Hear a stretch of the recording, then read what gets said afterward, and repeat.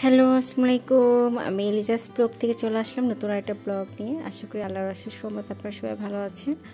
আমরাও ভালো আছি আল্লাহর অশেষ রহমতে। সেই দিনের পিঠা খেয়ে এত মজা পেয়েছি, তাই নেক্সট টাইম আবার পিঠা অর্ডার করেছিলাম।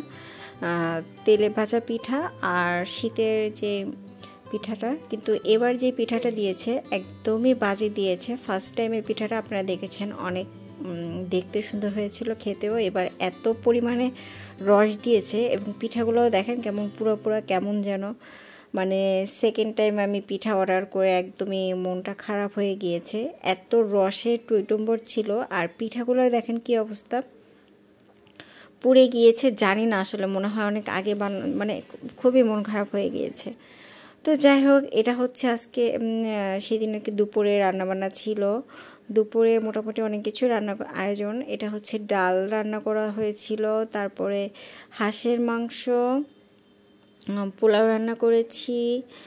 আসলে আমি এক্সট্রা তেমন মানে বেশি রেসিপি ওইভাবে করতে পারি না, কারণ নর্মাল যেই রেগুলার খাবার দাবার ভাজি আর মুরগি মাংস ছিল। তো এই তো টুকটাক রান্নাবান্না, তো এগুলাই আর কি আজকে।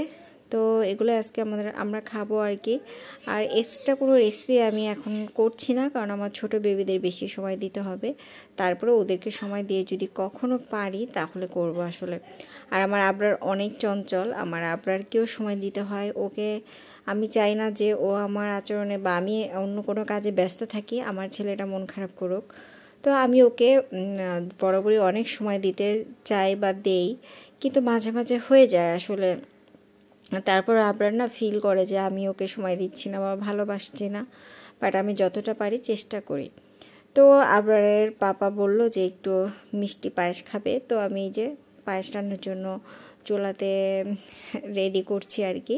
তো সেটা আপনাদের সাথে শেয়ার করলাম। এরপরে রান্না করার পরে আর ভিডিও করা হয়নি। তো আজকের ভিডিওটা কিন্তু একদম শেষ প্রান্তে চলে আসলো। আমাদের ডেইলি লাইফের কিছুটা ভিডিও বা আমি আমার লাইফে কি কি করি আমি দুইটা বাচ্চা নিয়ে, সেটাই কিন্তু আমি আপনাদের সাথে শেয়ার করার চেষ্টা করি। যদি ভালো লেগে থাকে আমার এই ডেইলি ব্লগগুলো, আমার পাশে থাকবেন, আমার চ্যানেলকে সাবস্ক্রাইব করবেন। আল্লাহ হাফেজ।